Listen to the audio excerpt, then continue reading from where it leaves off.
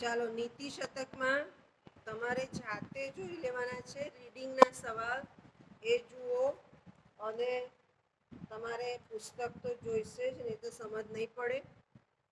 સંસ્કૃતમાં બ કરીને સવાલ આવશે. બ પહેલો કે બીજો એમાં પૂર્વાપર સંદર્ભ પૂછાય. પૂર્વાપર સંદર્ભ તો એવી સૂચના હશે પૂર્વાપર સંદર્ભ આપીને સમજાવો. બરાબર.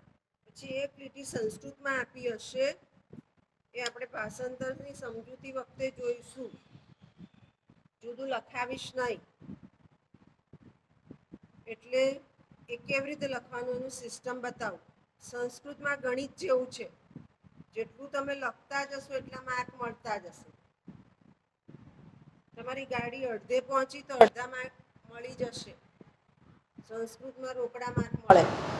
અને સંસ્કૃત લીટી આપી હશે એનું ગુજરાતી કરવાનું, ભાષાંતર મૂકવાનું. ત્યાર પછી આપણે નીતિ શતક છે એટલે નીતિ શતકમાંથી લીધું છે એમાં આપણે સંદર્ભ આપવો પડે. નાટક હોય તો કયા અંકમાંથી લીધું છે એ પણ કહેવું પડે, પણ આપણે તો સળંગ શ્લોક છે એટલે પ્રશ્ન નથી. અને ત્યાર પછી એ સંદર્ભમાં શું કીધું છે એ હું શ્લોકનું ભાષાંતર સમજાવીશ ત્યારે સમજાવી દઈશ. જુદું નહીં સમજાવીએ. એ સમજૂતી તમારે 7-8 લીટીમાં આપવી પડે એને પૂર્વાપર સંદર્ભ કહેવાય. અને એ 3 કે 4 માર્કનો પૂછાય. તમે ભાષાંતર આપી દીધું 1 માર્ક સાચો, તમે સમજૂતી આપી દીધી 3 માર્ક સાચા. એટલે જેટલું તમને આવડતું જાય એટલા માર્ક મળતા જાય. બિલકુલ છોડી દેવાનું નહીં. એટલે પૂર્વાપર સંદર્ભ એ તમારી જે ટેક્સ્ટ કમ ગાઈડ હશે, ટેક્સ્ટ કમ ગાઈડ લાવવાની એટલે તમને ખ્યાલ આવશે. એમાં જે આપ્યા છે એ તમારે બધા જોઈ લેવાના રહેશે. હવે બધા બરાબર. ત્યાર પછી એમાં કયા ઇમ્પોર્ટન્ટ છે એ પુસ્તક આવે પછી હું બોલી જઈશ. પણ હાલ તો તમારે બધા જ પૂર્વાપર સંદર્ભ જોઈ લેવાના રહેશે. બરોબર. ત્યાર પછી જનરલ પ્રશ્નમાં ભર્તુહરિનું જીવન. ભર્તુહરિ કઈ રીતે લખાય મને કહો. ભર્તુહરિ કઈ રીતે લખશો? હા બોલો, મને કહો કઈ રીતે લખાય? ભાષાવાળાને લખતા અને બોલતા સ્પષ્ટ આવડવું જોઈએ. ભર્તુહરિ. બરોબર. તની નીચે પણ રેફ આવે, ઉપર પણ રેફ આવે. ભર્તુહરિ. હો ને? એટલે ભર્તુહરિનું જીવન જે છે એ જાતે તૈયાર કરવાનો સવાલ છે. બરોબર. જીવન એ જાતે જોઈ લેવાનું. નોંધો મારી સામે નહીં જોવાનું.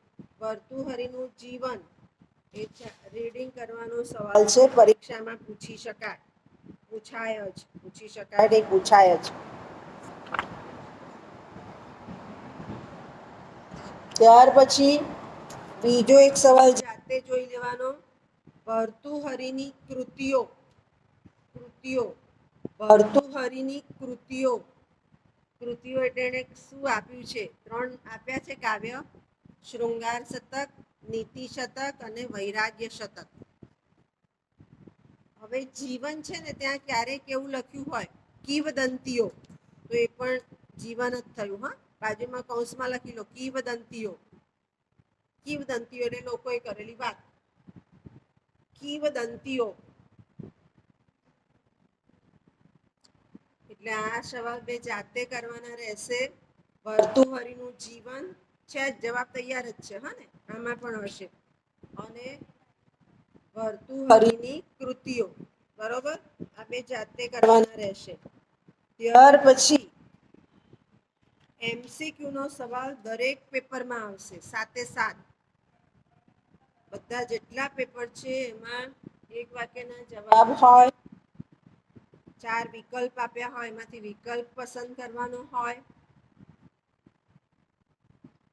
એ રીતે પૂછે ત્યારે MCQ મારા પેપરમાં ભાષાંતરમાં સવાલ જવાબમાં હું ચર્ચા કરી લઈશ. જુદા ન સમજવાના હોય. અને બધા જ MCQ બધેથી જ વાંચી લેવાના અને બરોબર, કારણ કે MCQ નું કોઈ ઇમ્પોર્ટન્ટ ના હોય કે ગમે તે પૂછી શકે, એટલે MCQ લખી લો. MCQ બધા જ જોઈ લેવા.